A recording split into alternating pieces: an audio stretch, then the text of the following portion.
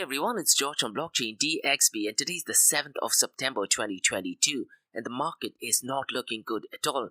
And I've been saying this since the 1st of September that historically September has not been the best month for Bitcoin and cryptocurrencies. But today at the 7th of September, the market is way below the $1 trillion mark. As of today, it is down to $938 billion. Just to give you perspective, when Bitcoin was at its all-time high, which was around $69,000, the market cap of Bitcoin alone was hovering around the $1.3 trillion mark, and the overall cryptocurrency market has surpassed the $3 trillion mark.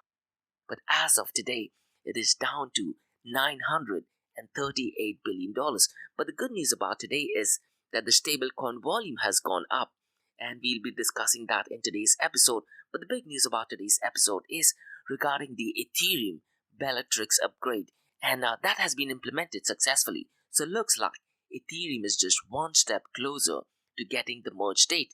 Vitalik Buterin has tweeted that the merge is expected to happen around September 13th to 15th. So this whole narrative of buy the rumor, sell the news will definitely be in play. So we'll be discussing that in today's episode. And in today's episode, we'll also be discussing a mining pool from China, which has surprisingly freezed its withdrawal. So it looks like the cryptocurrency market is having an impact on the mining pool as well. A few months ago, we talked about how crypto lenders, they were freezing withdrawals, but now the Bitcoin mining pool have also started to freeze its withdrawal. Definitely not good. In today's episode, we are going to be discussing one news from Russia and one news from Saudi Arabia. The Russia news has more to do with stablecoins, whereas Saudi Arabia's news is more to do hiring an employee. And looks like Saudi Arabia is definitely getting into the cryptocurrency space. Regarding NFTs, we have news from LG Electronics, and what they're planning to do is a unique concept. They want an NFT platform for their smart TV. A year ago, I do remember Samsung had also launched an NFT platform for its TV. So we'll definitely be discussing that in today's episode. Now guys, regarding UAE, I have two news. And to be honest, when I was researching this particular news, I was a little bit surprised that the information that is put out by mainstream media in Dubai and UAE does not seem accurate. So the first news is about Metaverse Holdings. Now I really am not sure what to make of this, because what they have done is they have announced that Abu Dhabi and Dubai will be the world's first cities within the global Metaverse launch. But when I tried to research about this, I could not get the company's website, and even the CEO, I could not get absolutely any information about it. And the biggest worrisome thing for me is when you read this news, they have actually have a lot of spelling errors. So the basic word like metaverse, they have spelled it incorrectly. Now, which is a bit worrisome, but we'll be discussing that in today's episode. And in the second news, what I'll do is I'll go ahead and explain who most likely is Satoshi Nakamoto, why it matters, and why it does not. So let's kickstart today's episode. Welcome everyone, it's 18 here in Dubai, and you're listening to Crypto and Coffee at 8, where we cover top news and information pertaining to Bitcoin, blockchain, beyond blockchain, cryptocurrencies, NFTs, DeFi, and Metaverse. And how the series of episodes on the Crypto and Coffee at 8 works is, we usually cover some top news and information pertaining to the price of cryptocurrencies, some major breaking news, occasionally short and sweet news as well. News that has an impact in the cryptocurrency world. The other two news and information is related to Dubai, UAE and Middle East in the world of Bitcoin, blockchain, beyond blockchain, cryptocurrencies, NFTs, DeFi and Metaverse. And this is followed by Ask Me Anything series, where you listeners can ask any questions about Bitcoin, blockchain, beyond blockchain, cryptocurrencies, NFTs, DeFi and Metaverse. And every Fridays, we have an episode called Metaverse Everything, where we solely focus on Metaverse, so please check out those episodes as well. The format for Metaverse Everything podcast is completely different, and what I tend to do is I tend to publish a daily report via my LinkedIn profile, or you can also follow me on LinkedIn. My LinkedIn profile is in the show notes below. You can also go to the Medium website and type in Blockchain DXB, or go to my website blockchaindxb.com and look for the blogs under the crypto blogs sections. So let's kickstart today's episode. If you look at the price of cryptocurrencies, they are definitely looking red, and the global crypto market is down to $938 billion. And since the last 24 hours, it is down by 5.81%. Now, I'm not sure at this point of time that this is the lowest it has gone in this year, but I do think that this just might be the lowest global crypto market of 2022. And the total crypto market volume of the last 24 hours is $84.80 billion. So if the market volume has increased and if the global crypto market has gone down, it just means that there's a lot of selling going on. Now, since the last 24 hours, the market volume has increased by 21.47%. The total volume on DeFi is currently at $6.56 billion. And what I've been doing is, since the past few days, I'm looking at the total value locked on a daily basis. And the total value locked as of the 7th of September is $56.91 billion. And MakerDAO accounts for 13.75% of the entire total value locked. And it has got $7.83 billion locked. And DeFi accounts for 7.77% of the total crypto market 24-hour volume. Now let's look at the volume of stablecoins. Surprisingly, it has gone up in a very long time. Now the volume of stablecoins is still ridiculously low, and it is at $78.02 billion. And the biggest worrisome thing for me is, despite its volume being low, it still accounts for 92.50% of the total crypto market 24-hour volume. And guys, I've been saying this for almost 6 months now.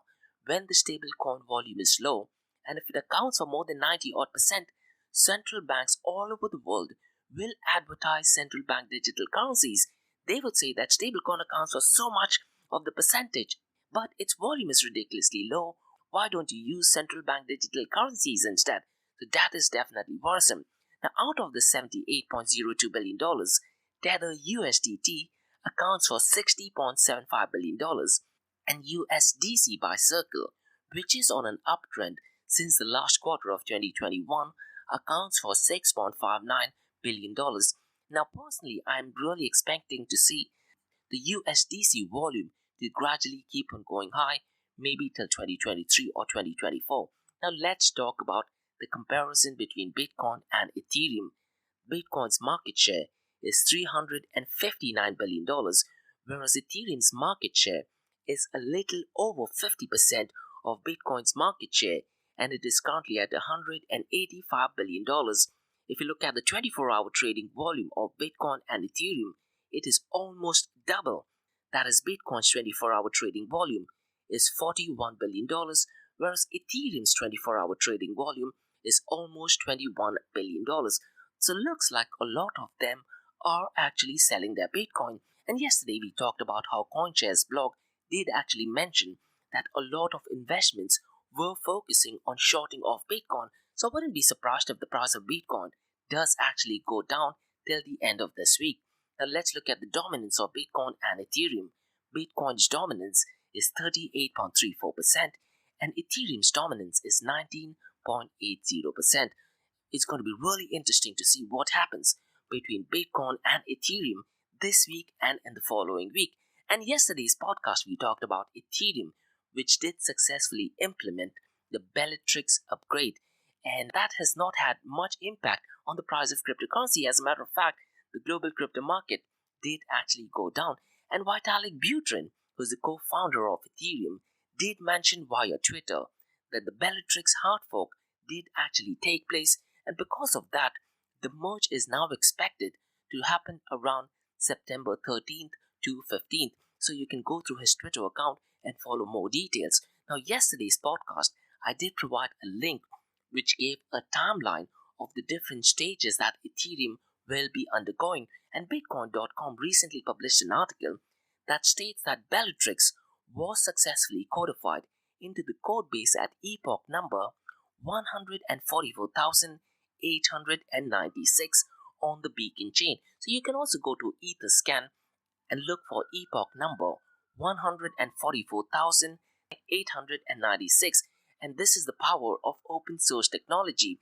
And the article also states that the next step is from Bellatrix to Paris. So Ethereum participants need to get ready for the final step of the merge. So really beautiful article.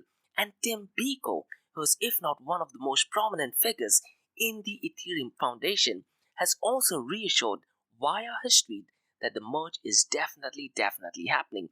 Now, if you were in the Bitcoin and cryptocurrency space going back to 2017 or 18, a lot of the Bitcoin maximalists definitely hated the news about Ethereum transitioning to Ethereum 2.0 or consensus layer as we call it.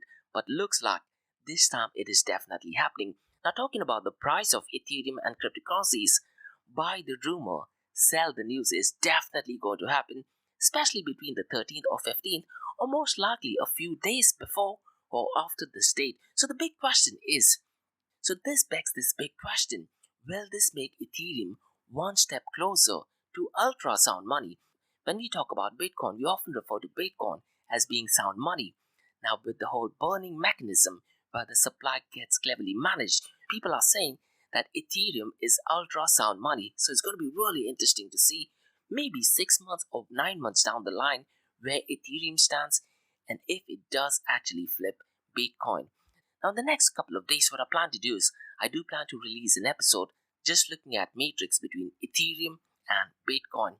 Now, let's talk about some news regarding Bitcoin mining pool.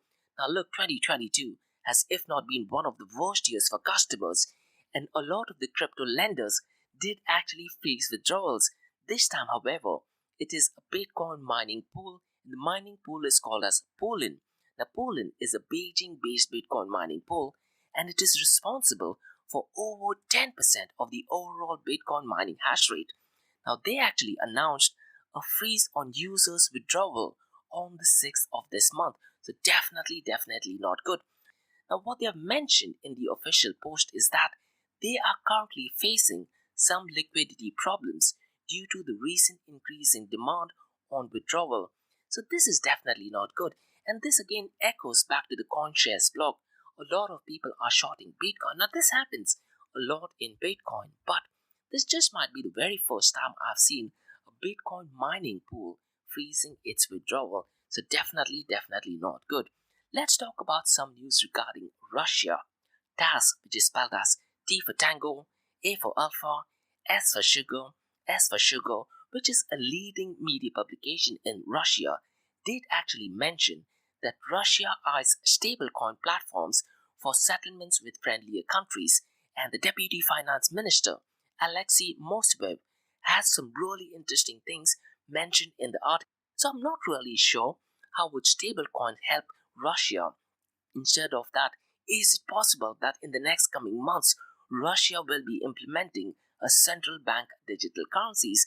Now, I'm not sure at this point of time if CBDCs are a way to avoid sanctions, but stablecoins, let's say like Tether and USDT, cannot help them evade sanctions because Tether, USDT, and USDC can actually go ahead and stop these transactions. So again, it could be possible in the near future that central bank digital currencies may be implemented by Russia. I really am not sure. Now, the article also reported that the Ministry of Finance announced the possible imminent legalization of cross-border payments in cryptocurrencies, and this was said in an interview by Alexei Moseyev in a local TV publication. So it's going to be really interesting to see what the value of Russian ruble is.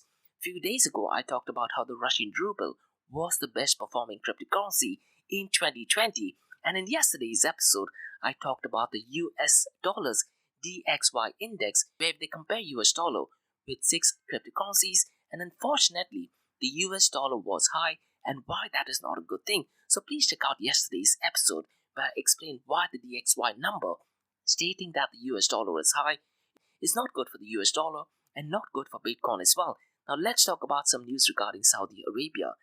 Saudi Arabia is definitely making its play in cryptocurrencies, and they also have a project called Neom. If you guys do want to find out everything about Neom, go through the Neom website. It's absolutely futuristic, but the news is that Saudi's central bank called the SAMA has hired a crypto chief to boost digital ambition, and the article is provided by Bloomberg, and they have selected Mohsin Al-Zarini to lead its virtual asset and digital currency program. So I'm not sure at this point of time in the near future if there are cryptocurrency exchanges which will also be moving to Saudi Arabia. This Saudi Arabia looks like a blue ocean, so I'm pretty much sure a lot of the cryptocurrency exchanges will be flocking into Saudi Arabia. Definitely brilliant news for Middle East. Now let's talk about some news regarding NFTs. LG Electronics is launching an NFT platform for its smart TV, and surprisingly they are doing this in partnership with Hedera. Now if you guys know about Hedera, they are not a blockchain protocol, rather they work on a gossip protocol, and if you are in Dubai, they often have meetups in Dubai. Now, one of the drawbacks about Hedera is that it is not open source and they have a patent, so it does fall under cryptocurrencies, but it does not fall into blockchain technology. But the news is that LG is launching its NFT platform, and they are doing that in partnership with Hedera. So essentially, it is a convenient one-stop solution for viewing and trading your NFTs at home. So imagine you're watching your TV, you see an NFT. I'm not sure if you can buy it, save it, maybe keep it as a wallpaper, but you can also trade it and sell it. Definitely a brilliant concept. Now, guys, let's talk about news regarding UAE. And to be honest, the first news, I have a mixed reaction to this because a lot of the media publications in Dubai are actually writing about this. The biggest worrisome thing is there's a massive spelling error in this, and there are quite a lot of red flags. So let me just explain what the news is. So the news is that UAE-based Metaverse Holdings has selected Dubai and Abu Dhabi to go Metaverse globally. Now they mentioned that it is the first. I'm really not sure if it is the first in the world to do that. There are quite a lot of other projects which have already done that, like Decent World. They already have all of these things in the Metaverse. And the biggest worrisome thing for me is in the original post, there are a lot of spelling errors. And the spelling errors is for Metaverse. They've spelled it absolutely incorrectly, but that seems perfectly fine. Now, there are also a couple of news that the CEO of Dubai Metaverse Holdings is made this announcement, but if you go to the CEO's LinkedIn profile, there is no picture, and it is very bleak information. I could not get more information. There is also no website, and there are a couple of LinkedIn influencers that have mentioned that the website states about Metaverse Holdings, but I'm unable to find out the actual website. It could be possible that I am not known what the website is, so I've asked a couple of my influencer friends to give me that website, so I'll be able to research more about it and better educate myself. But what the news is that Metaverse Holdings is planning to launch Dubai and Abu Dhabi in the Metaverse globally, so users globally will be able to experience Dubai and Abu Dhabi's greatest attractions and landmarks alongside real-world utilities from the comfort of their home, and they're going to merge the physical and the digital world. The idea does seem absolutely brilliant. And the news by one of the leading publications called Xavier states the Emirates will be the first utilized hub within the first virtual world that replicates real-life experiences and places. Again, is it really the first though? And the article also states that unlike other VR applications that create small-scale digital fancy worlds, the new platform is bringing a complete metaverse with full device compatibility and designed to stream quickly, and users can find synergy between their needs and the platform that encompasses NFTs, blockchain trading, functionality to shop and view products in the biggest retail stores, buy advertising space in the virtual city, attend simulated lectures, register for licenses and government issued documentation, and quite a lot more. Now, the idea seems very, very simple, and that is the true use case of Metaverse, but no further information is available, just an announcement. Now, it is also possible that this is literally just an announcement. Now, again, guys, if you go through the article, they have a couple of basic spelling errors, like the word Metaverse Holdings. The first word Metaverse is spelled incorrectly, so no information on how or where this is built and what is the initial stages of the product. Now, the article does actually mention that they are investing roughly 200 million dirhams, and the article states that it is on their website, but I'm unable to find out the website, so I really am not sure what's going on with reference to this particular news. Now, guys, let's move on to the next news, and this is an explanation by me, Blockchain DXB, where I'm going to share who is Satoshi Nakamoto, why his identity matters, why it does not. So at this point of time, no one knows who Satoshi Nakamoto is, and I'm hoping that's the way how it stays. But let me give you a brief view of who Satoshi Nakamoto was. Now, what Satoshi Nakamoto did, he published a white paper. The big question is, in which website did he publish the white paper? Satoshi Nakamoto had a mailing list where he actually published his white paper, and he published the white paper in a website, metzz.com. So he published his white paper in a website called metzz.com, and the email address that he used was satoshihin@gmx.com. And there are also indications that Satoshi currently owns 1 million Bitcoin. But in order to get access to those 1 million Bitcoin, he, she, or the group of person known as Satoshi Nakamoto needs to log in to their account. And so far, based on the research done by several people, it does actually state that Satoshi Nakamoto most likely will be a he. And this is based on the email exchanges and based on the general chat he has had with other conversation. Most likely it is a he. Now, it's very simple to identify who Satoshi Nakamoto is.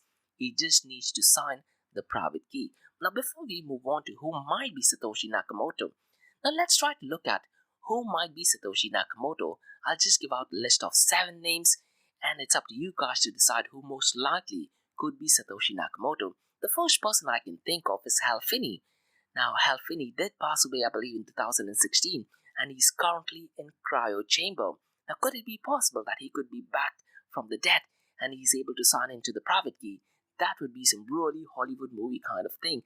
It is possible that Hal Finney could be Satoshi Nakamoto, and Hal Finney was the first guy to receive transactions from Satoshi Nakamoto. The second one, who I particularly think is most likely Satoshi Nakamoto, that is Adam Back. Now, Adam Back is the CEO of Blockstream. Now, he's also British, and he's visited Dubai quite a few times. One of the biggest reasons why I think Adam Back could be Satoshi Nakamoto is if you watch his interviews, there's a different aura in the way he speaks in comparison to other people. There's something different in the way he speaks, and the biggest reason why I think he could be Satoshi Nakamoto is because in the very first transaction when Satoshi Nakamoto made, he did have a message to the Chancellor of the Bank of England. And out of all of these guys, Adam Back is the only guy who is from England. He was from London.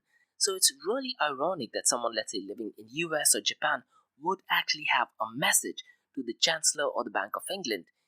And Charles Hoskinson, in one of his interviews with Lex Friedman, he actually said that there's a lot of study being done on the Bitcoin white paper, and it does actually indicate to be someone from England and most likely Adam Back. Now let's move on to the third person, that is Wei Day. Now Wei Day is a person who Satoshi Nakamoto himself thanked for his contribution in the cryptocurrency space. And even if you are into Ethereum, the very small denomination of Ethereum, or ETH called as Gwei, is named after him. But surprisingly, no one knows who Wei Day is. He is kind of mysteriously disappeared as well. The fourth person who I can think of is Sergey Nazarov. Now, if you've heard of Chainlink protocol, Sergey Nazarov is the guy behind Chainlink.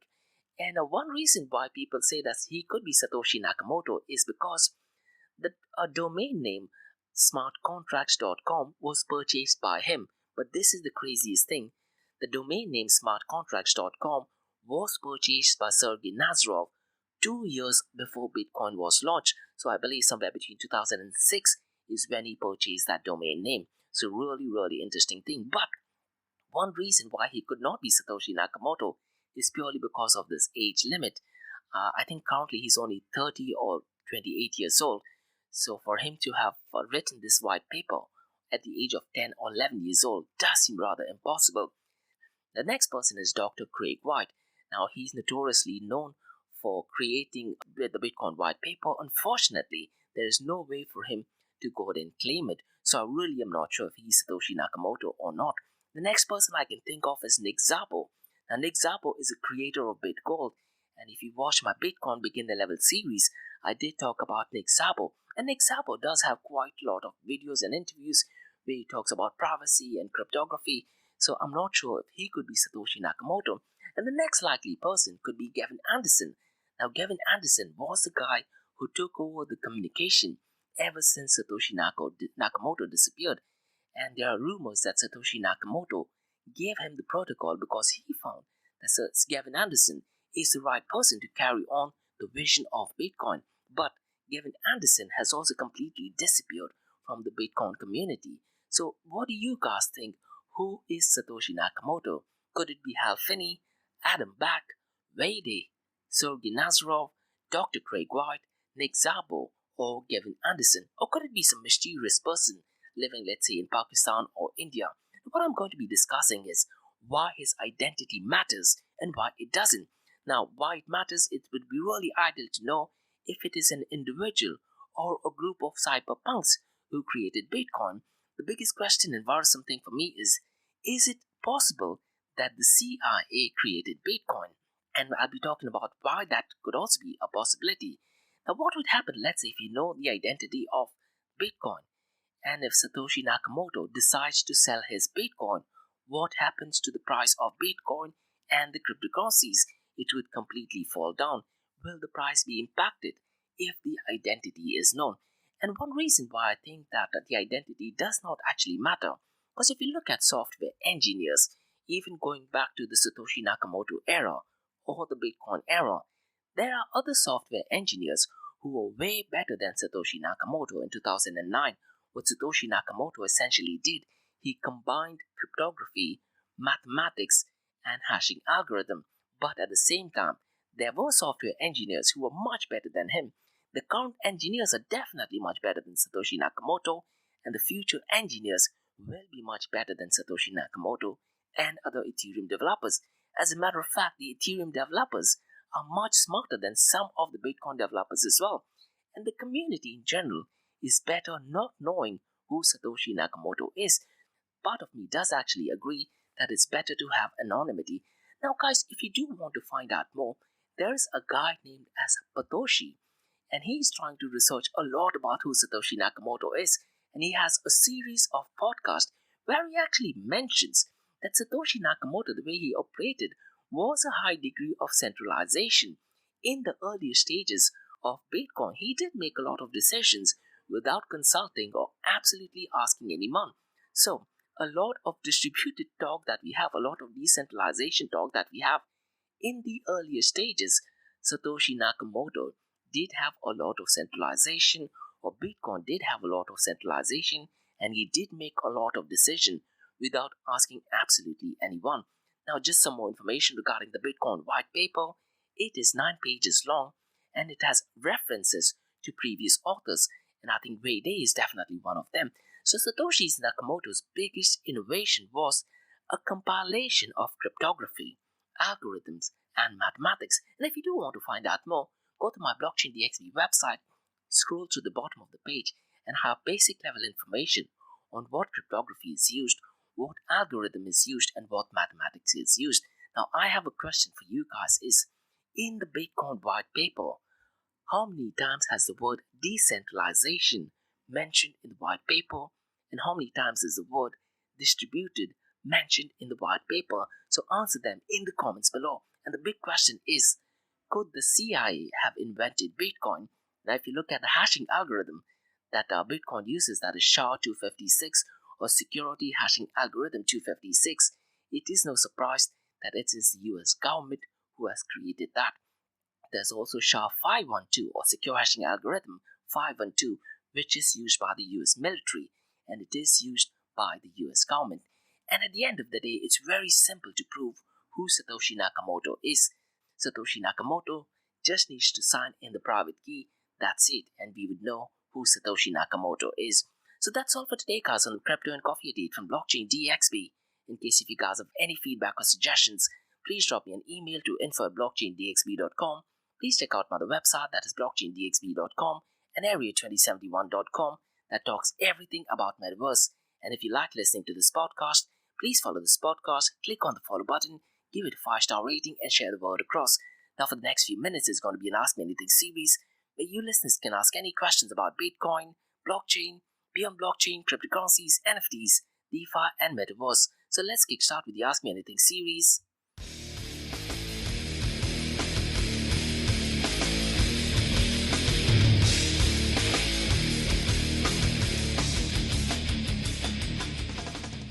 Hey everyone, it's George from Blockchain DXB. You're listening to the Ask Me Anything series, where you listeners can ask any questions about Bitcoin, blockchain, beyond blockchain, cryptocurrencies, NFTs, DeFi, and Metaverse. And remember, Monday to Thursdays, 8 a.m. to 8:30 a.m. we have Crypto and Coffee at 8, where we cover job news and information pertaining to Bitcoin, blockchain, beyond blockchain, cryptocurrencies, NFTs, DeFi, and Metaverse. And how the series of episodes in the Crypto and Coffee at 8 works is, we usually cover some top news and information pertaining to the price of cryptocurrencies, some major breaking news, occasionally short and sweet news as well, news that has an impact in the cryptocurrency world.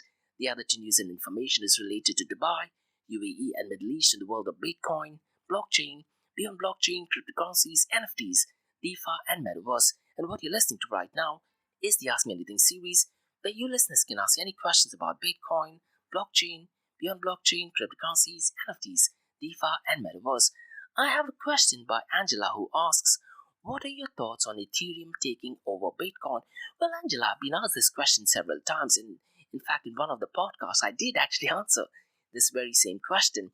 Now, if Ethereum takes over Bitcoin, there is not much that is going to happen, but the mainstream media will be talking a lot about Ethereum as opposed to Bitcoin. And when we compare matrix, there is a very high chance that we'll be comparing Ethereum to fiat currency. But, Angela, it's going to be Ethereum will be flipping Bitcoin so far as the market cap is concerned. In terms of price, I don't think so that Ethereum will ever flip Bitcoin. Now, with the world merge date coming up, it is possible that the supply gets cleverly managed. And because the supply gets cleverly managed, the price, the market share will be pumped up. And one thing which I've been noticing for the past few days only is that the Ethereum's market share is getting a little over 50%. Now, will that change in the next coming days? I definitely do think so. But I do think that it might take at least another 6 months to 9 months when Ethereum does actually flip Bitcoin. What I think, Angela, is that once Ethereum flips Bitcoin, this gets a lot of news, and institutional investors and retail investors will be looking at that news. And because of that news, they will be investing more funds into Ethereum. Now, because of that, is it possible that the demand for Ethereum will go high? And if that happens, could it mean that the price of Ethereum will also go over Bitcoin? I personally don't think so that would happen, but there is a possibility because the cryptocurrency world is a little bit crazy sometimes. But other than that, Bitcoin has a completely different use case. Ethereum has a completely different use case. Now, if you were to ask me, Angela, I do think 6 to 9 months from now is when I do think that Ethereum will flip Bitcoin. But in terms of price, I don't think so that that could happen. And one thing which I say quite often is my price predictions are 100% right 50% of the time. So that's all for today, guys, from the Ask Me Anything series on Blockchain DXB. If you guys have any feedback or suggestions, drop me an email to info@blockchaindxb.com. If you have any questions that you want me to answer, mention them in the comments below or drop me an email to info@blockchaindxb.com. You can also check out my website, that is www.blockchaindxb.com, and check out my other website, that is area2071.com. If you like listening to this, please follow this podcast, give it a 5-star rating, and share the word across. And remember, guys, Monday to Thursdays, 8 a.m. to 8:30 a.m. we have Crypto and Coffee a Day, where we cover top news and information pertaining to Bitcoin, blockchain, beyond blockchain, cryptocurrencies, NFTs, DeFi, and Metaverse. And how the series of episodes on the Crypto and Coffee at 8 works is, we usually cover some top news and information pertaining to the price of cryptocurrencies, some major breaking news, occasionally short and sweet news as well, news that has an impact in the cryptocurrency world. The other two news and information is related to Dubai, UAE, and Middle East in the world of Bitcoin, blockchain, beyond blockchain, cryptocurrencies, NFTs, DeFi, and Metaverse. And what you're listening to right now is the Ask Me Anything series, where you listeners can ask any questions about Bitcoin, blockchain, beyond blockchain, cryptocurrencies, NFTs, DeFi, and Metaverse. Thanks so much for listening, guys, and have a great day. Bye-bye.